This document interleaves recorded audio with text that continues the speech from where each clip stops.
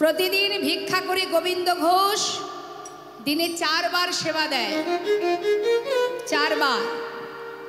ওই যে প্রভু বলে গেলেন একা একা ভালো লাগবে না, বিবাহ করো। তাই 1 বছর যেতে না যেতে গোবিন্দ ঘোষ বিবাহ করলো। যেদিন স্ত্রীকে নিয়ে ঘরে এলো সেদিন থেকে ভগবানের সেবা 1 বার কমে গেল। 4 বারের জায়গায় এখন হয়ে গেল 3 বার। 1 বছর যেতে না যেতে একটি পুত্র সন্তান হলো। সন্তানের নাম দিল ভগবানের নামে। ঘরে যে বিগ্রহ আছে তার নামে নাম দিল। ঘরের বিগ্রহ যে, তার নাম কি মা? গোপীনাথ। আবার ছেলেরও নাম দিয়েছে গোপীনাথ। কেন দিয়েছে? শেষের দিনে যদি সবাইকে ভুলে যায়, নিজের সন্তানের নাম তো আর ভুলবো না। তাই যদি সন্তানের নাম ধরে ডাকি তবু তো প্রভুর নামটা একবার বদনে উচ্চারণ করতে পারবো। তাই বুদ্ধি করে ছেলের নাম রেখেছে ভগবানের নামে। তা সন্তান যেদিন ঘরে এলো সেদিন থেকে ভগবানের সেবা আরো 1 বার কমে গেল। নেতাই গৌর হরি বল। এটা গোবিন্দ ঘোষ নয়, এটা আমাদেরও হয়। কি হয়তো সংসার যখন বড় হয়ে যায় ভগবানের সেবা দেওয়ার সময় আমাদের হয় না। তা ভগবান যেমন দিতে জানেন তেমন নিতেও জানেন। প্রভু দেখছেন কি ভক্ত দেখছি মায়ার বাঁধনে আবদ্ধ হচ্ছে। তা যেমন মায়া দিয়েছি তেমন মায়া কাটিয়ে নেব। নিতাই গৌর হরি বল। একটা একটা করে মায়া কাটাচ্ছে। কিভাবে?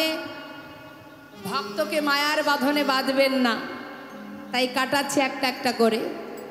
একদিন ভিক্ষা করতে গিয়ে ভিক্ষা করে ঘরে এসে তার স্ত্রী মাধবীকে ডেকে বলছে, মাধবী যা কিছু ভিক্ষা করেছি 2 ভাগ করো। 1 ভাগ রন্ধন করো, 1 ভাগ রেখে দাও। আমি চললাম গঙ্গায়, স্নান করে এসে প্রভুর সেবা দেব।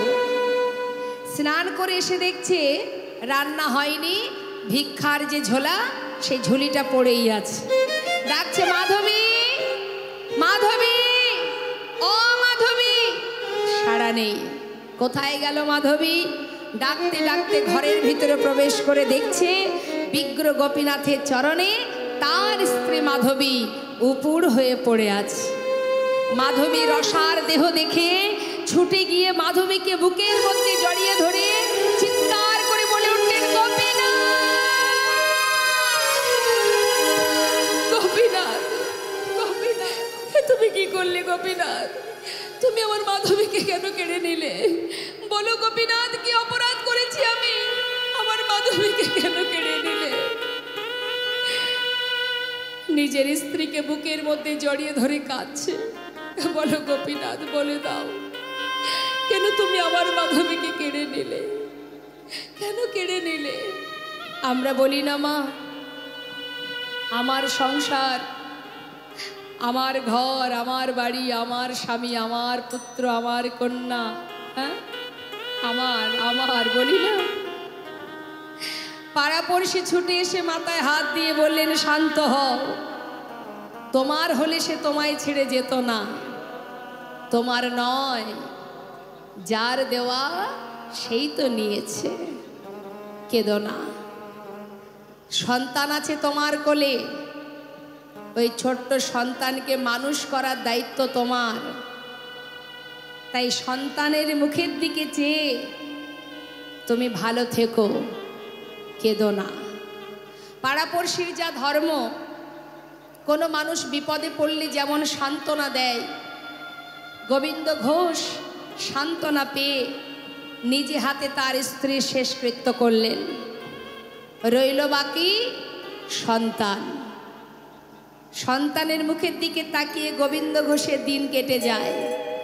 সারাদিন ভিক্ষা করে, সন্ধ্যাবেলা ঘরে ফিরে আগে নিজের পুত্রকে ডাকে, গোপীনাথ, ও গোপীনাথ, কোথায় বাবা?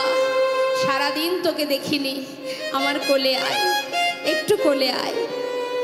আর ওই ছোট্ট ছেলে 5 বছর বয়স, মনের ভিতরে তার একটা বহুদিনের প্রশ্ন তাকে কুড়ে কুড়ে খাচ্ছে। কি প্রশ্ন? বাবার কোলে বসে জিজ্ঞাসা করছে, বাবা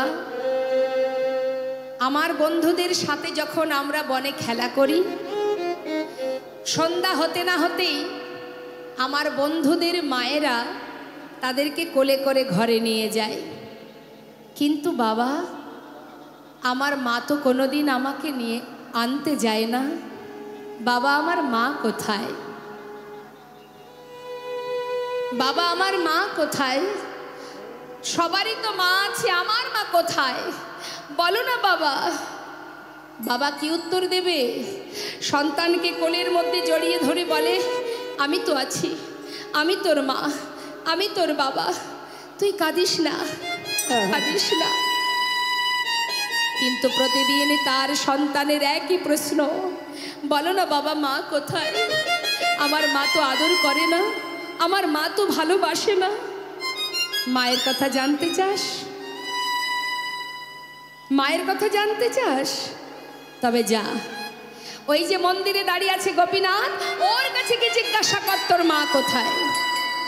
যেই না বলেছে মা, 5 বছরের ছেলে বাবার কথা বিশ্বাস করে ঠিক পরের দিন বাবা যখনই গঙ্গায় স্নান করতে গেছে, সেই সুযোগে ওই মন্দিরে প্রবেশ করে বিগ্রহ গোপীনাথের সামনে পুত্র গোপীনাথ বসে বসে কাঁদছে আর বলছে, গোপীনাথ আমার বাবা বলল তুমি নাকি জানো মা কোথায়, বলো না আমার মা কোথায়? ও গোপীনাথ, আমি আমার মায়ের কাছে যাব, একটিবার বলো না।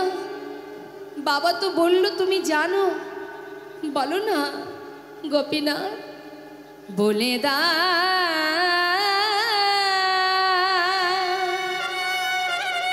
হে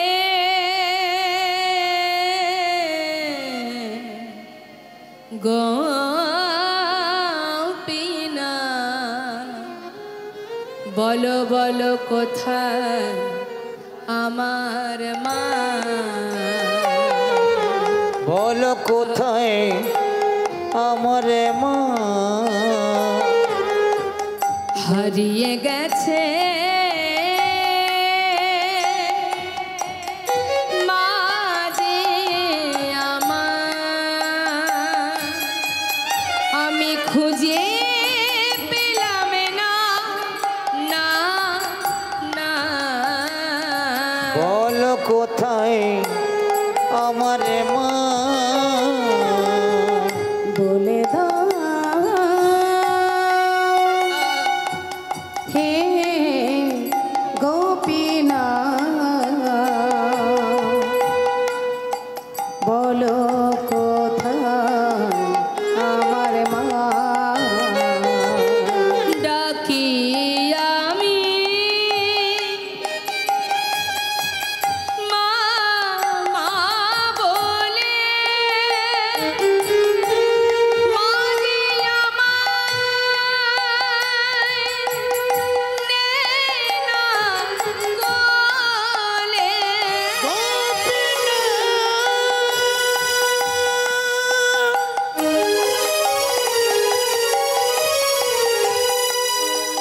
তুমি আমায় বলে দাও,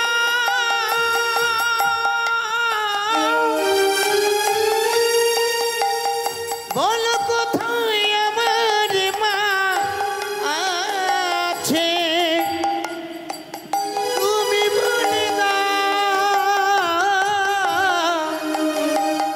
গোপীনাথ, ডাকি আমি মা মা বলে, মা যে আমায় নেয় না কোলে, হারিয়ে গেছে মা যে আমার, হারিয়ে গেছে মা যে আমার, হারিয়ে গেছে মা যে আমার, খুঁজে পেলাম না। বলো বলো কোথায় আমার মা, বলে দাও হে গোপীনাথ,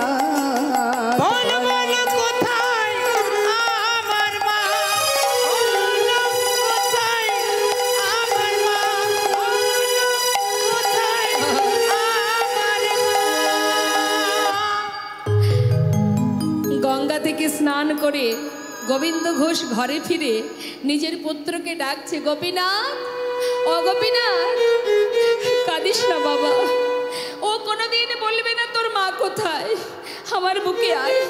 কোলের মধ্যে সন্তানকে জড়িয়ে ধরে সারা গায়ে হাত বুলিয়ে দিচ্ছে আর বলছে, গোপীনাথ, আমি তোর মা, আমি তোর বাবা, দেখ তুই আমাকে মা বলে ডাক, আমাকে বাবা বলে ডাক। ও কোনোদিন বলবে না তোর মা কোথায়। ওরে, তুই ছাড়া যে আমার আর কেউ নেই গোপীনাথ, কাঁদিস না বাবা। বলতে বলতে হঠাৎ তার মুখের দিকে তাকিয়ে দেখছে বদন থেকে ঝলকে ঝলকে রুধির ঝরছে। চিৎকার করে উঠেছে, গোপীনাথ, গোপীনাথ, তুমি আমার সন্তানকে কেড়ে নিও না। ও ছাড়া যে আমার আর কেউ নেই। আমার স্ত্রীকে কেড়ে নিয়েছো, আমি তো কিচ্ছু বলিনি। আমার পুত্রটুকু তুমি কেড়ে নিও না। ও ছাড়া যে আর কেউ নেই গোপীনাথ, আর কেউ নেই। বুকে জড়িয়ে ধরে কাঁদতে কাঁদতে হঠাৎ দেখছে তার সন্তান পিতার কোলেই পুত্র প্রাণ হারালো। মৃত সন্তানকে জড়িয়ে ধরলেন, চিৎকার করে বলে উঠলেন, ভগবান,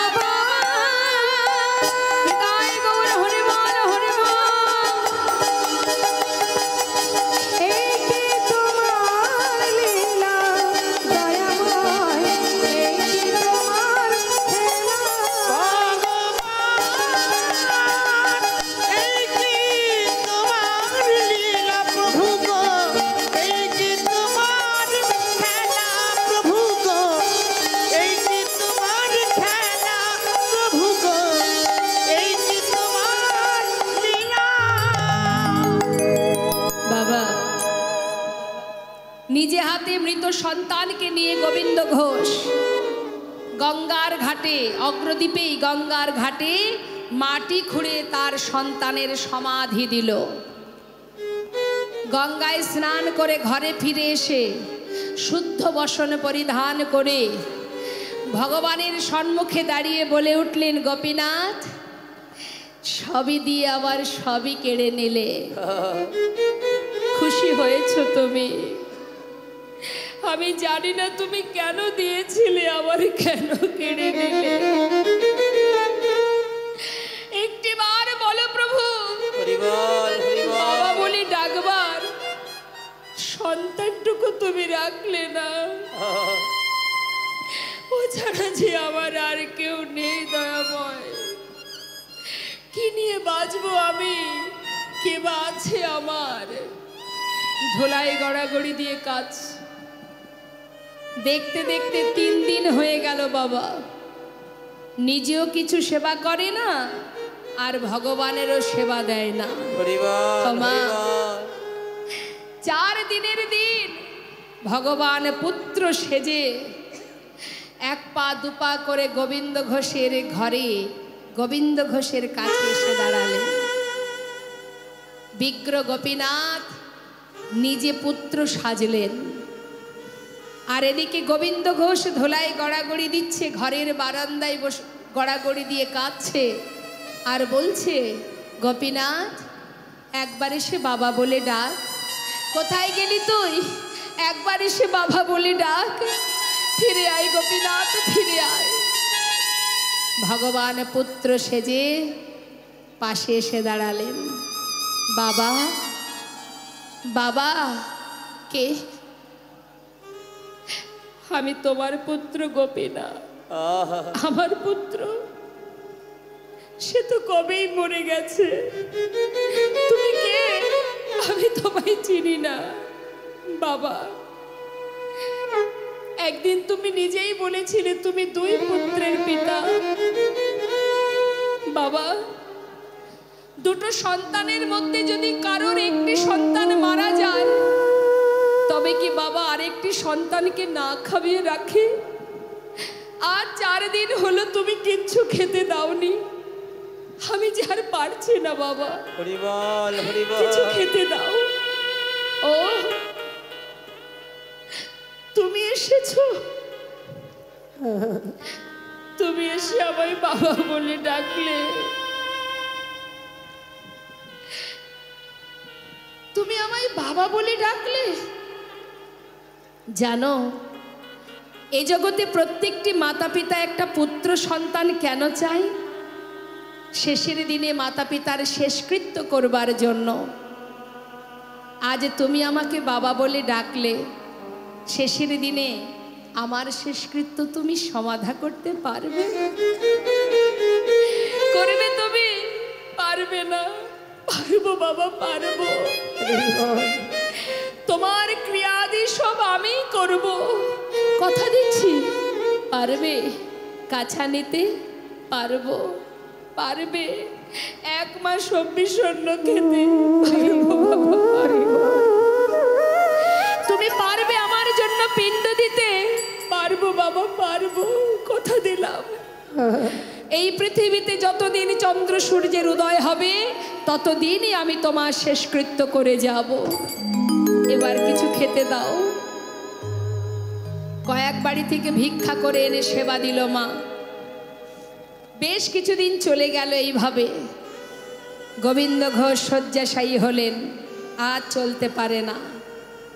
ভগবান পুত্র সেজে প্রতিদিন তার পাশে বসে গায়ে মাথায় হাত বুলিয়ে দেয় আর বলে, বাবা তোমার কি কষ্ট হচ্ছে?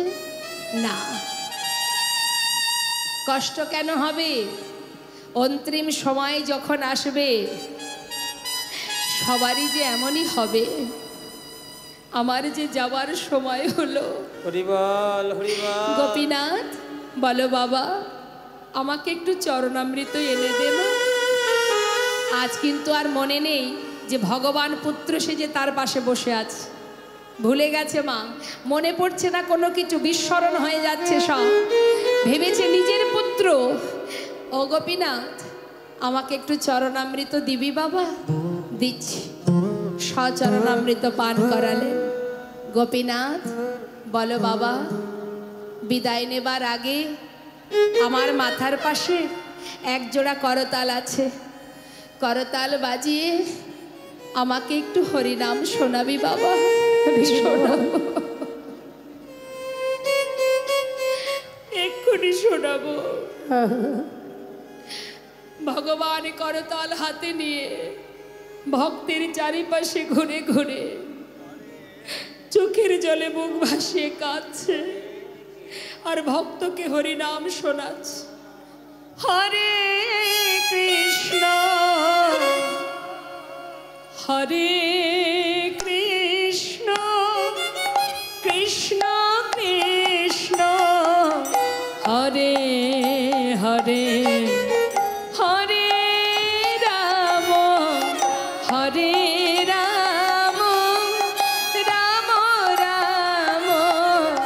হরে হরে হরে কৃষ্ণ কৃষ্ণ কৃষ্ণ হরে হরে হরে রাম রাম রাম হরে হরে হরে কৃষ্ণ কৃষ্ণ কৃষ্ণ হরে হরে হরে রাম রাম রাম হরে হরে হরে কৃষ্ণ কৃষ্ণ কৃষ্ণ হরে হরে হরে রাম রাম রাম হরে হরে। জয় নেতাই জয় গৌর। যেহেতু আগামীকাল আগামী পরশু এখানে লীলা চলবে, সেই জন্য আমরা ভক্তির মৃত্যু পর্যন্ত যাব না। আমরা এখানেই ভক্ত আর ভগবানের লীলাকে বিশ্রাম রাখব। চাই না আমরা যে কারোর মৃত্যু হোক, কোনো ভক্ত আমাদের ছেড়ে চলে যাক। তাই লীলাকে আমরা এখানেই বিশ্রাম রাখবো, যেহেতু এর পরে পরপর আরও অনেক লীলা আছে। সেই জন্য ভক্ত ভগবানকে আমরা এখানে বিশ্রামে রাখবো। কিন্তু আমরা সবাই দেখেছি বা সবাই জানি, যারা গিয়েছেন দেখেছেন, অগ্রদ্বীপে আজও সেই ভক্তের জন্য ক্রিয়া আদি কর্ম যা যা আছে প্রতি বৎসরের ন্যায় ভগবান কাছা পরিধান করে ওই অগ্রদ্বীপে মকর সংক্রান্তি তিথিতে আজও প্রভু আমার ভক্তের জন্য পিণ্ড দান করে যাচ্ছে। তাই যাবেন, দর্শন করে আসবেন, অগ্রদ্বীপে গোপীনাথ মন্দির দর্শন করে আসবেন। মকর সংক্রান্তি তিথিতে বিশাল মেলা হয়, সেখানে অনেক অনেক ভক্ত আসে, পদাবলী কীর্তন বাউল হয়। যাবেন, দর্শন করে আসবেন। শাস্ত্রে বললেন, দেখো দেখো যুগে যুগে তুমি এসেছ ধরাতে, রাখিতে তোমারি ভক্তের মান।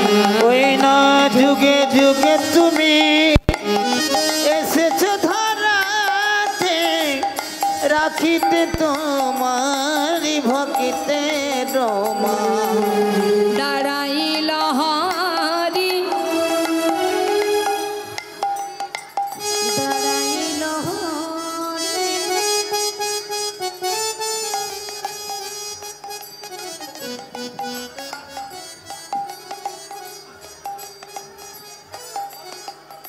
দাঁড়াইল হরে পিণ্ড করে করি শুদ্ধ বস্ত্র পরে শাস্ত্রে প্রমাণ।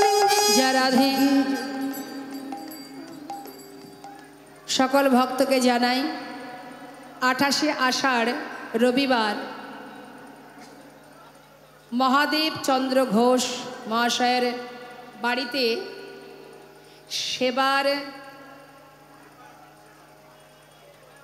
সেবায়ন ও সেবার নিমন্ত্রণ। আচ্ছা, ও আমার গান আছে। আচ্ছা আচ্ছা, মহাদেব চন্দ্র ঘোষ তার বাড়িতে 28শে আষাঢ় আমি আসব। আর আপনাদেরও নিমন্ত্রণ রইল।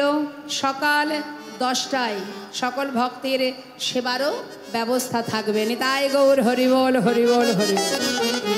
মহাদেব চন্দ্র ঘোষের বাড়ি, জায়গাটি কোথায়? সেবায়ন সেবায়ন সেবায়ন, চেনেন তো? হ্যাঁ বলছি, কোথায় সেবায়ন?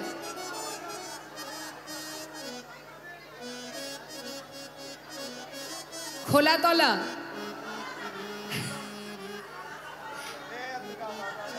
বেশ বেশ, হরিদাসপুর হরিদাসপুর। জয় রাধে জয় রাধেশ্যাম। সবাই মিলে একবার দুটি বাহু তুলে হরে কৃষ্ণ কৃষ্ণ কৃষ্ণ হরে হরে, হরে রাম রাম রাম হরে।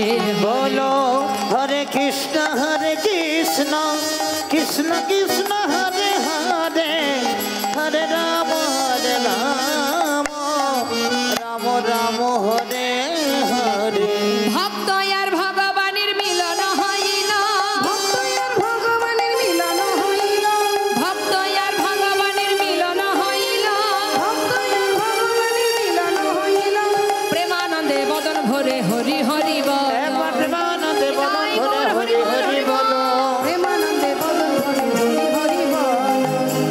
জয় রাধে শ্যাম, জয় নিতাই, জয় গৌর। আসুন আমরা দুটো ভজন শ্রবণ করব, তারপরে নিতাই গৌরে জয়ধ্বনি করব। সবাই মিলে দুটি ভজনে আনন্দ করব, সবাই মিলে আনন্দ করবেন। একটা বাংলা ভজন শুনবো, একটা হিন্দি ভজন শুনবো, কেমন? জয় রাধে শ্যাম, রাধে রাধে। বৃন্দাবন ধাম আচ্ছা অপা জপে যা রাধে রাধে।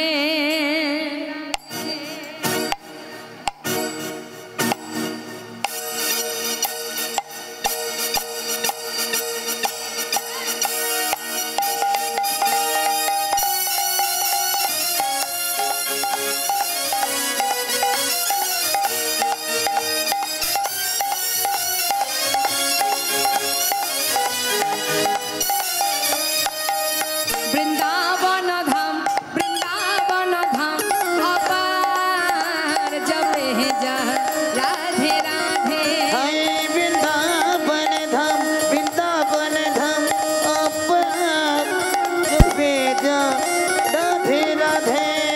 জপে যা রাধে রাধে, ভজে যা রাধে রাধে। হাত তুলে জপে যা রাধে রাধে, ভজে যা রাধে রাধে। রাধে আলবেলি, আচ্ছা। রাধে আলবেলি সরকার জপে যা রাধে রাধে, ও রাধে আলবেলি, রাধে আলবেলি সরকার জপে যা রাধে রাধে।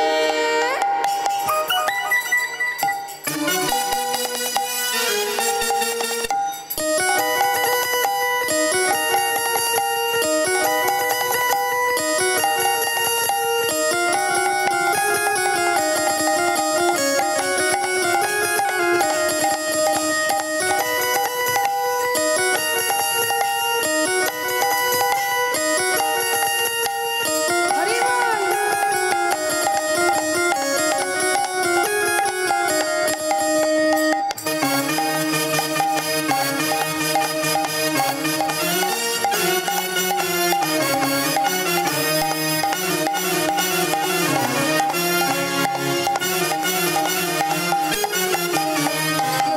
রাধা রাধা গাवे, তো প্রেমে পদার্থ পাवे। ও যো রাধা রাধা গাবে, প্রেম পদার্থ পাবে। जो राधा राधा गावे, जो प्रेमी पदार्थ पावे।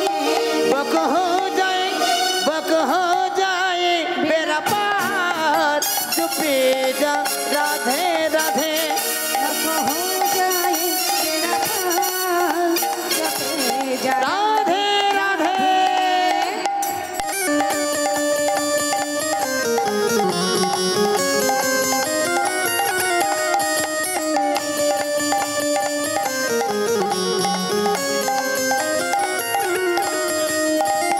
আস্তে।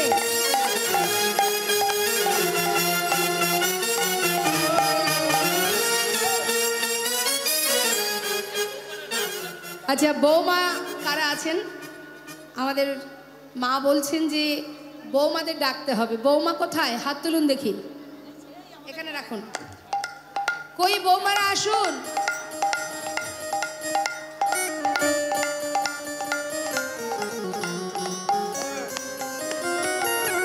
রাধে রাধে।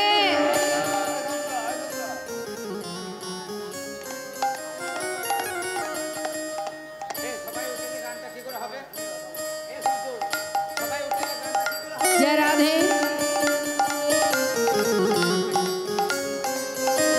আচ্ছা, কি বৌমারা এসছে? এসছে বৌমা? কই দেখি বৌমাগুলোকে দেখি, একটু হাত তুলুন। আসেনি?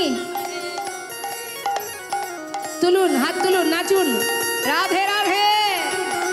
জয় রাধা রাধা গাवे, প্রেম পদার্থ পাবে। ओ जो राधा राधा गावे, प्रेम पदार्थ पावे। वो कहे जाए, अच्छा वो कहे जाए मेरा पार। जपे जा राधे राधे, बक हो जाए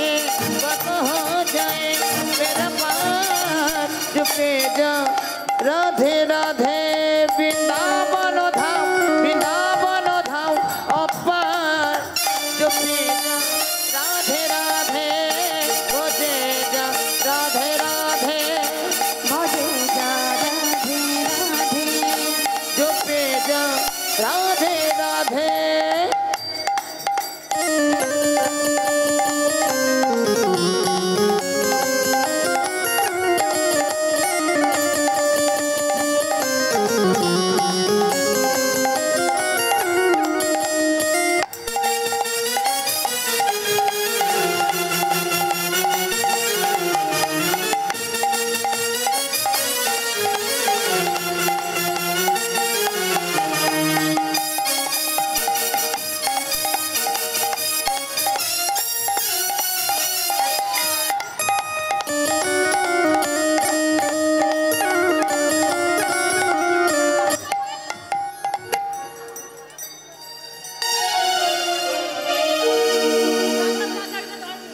স্টেজটা ভেঙে যাবে, এরপরে আর হবে না। সবাই মিলে উঠে আসলে সর্বনাশ। নিচে নামুন। জয় রাধে রাধে। আচ্ছা সবাই নাচুন, এক পাশে নাচুন, এখানে নাচুন, আমি গাইছি নাচুন। হ্যাঁ, গান নাচ একসঙ্গে হবে না, যে কোনো একটা হবে। এখন ছবি তুলতে হবে না, এখন না, যাও যাও, পরে যাও। চলো চলো চলে যা, সাইডে সাইডে দাঁড়াও। বৃন্দাবনে চলো রে সবাই।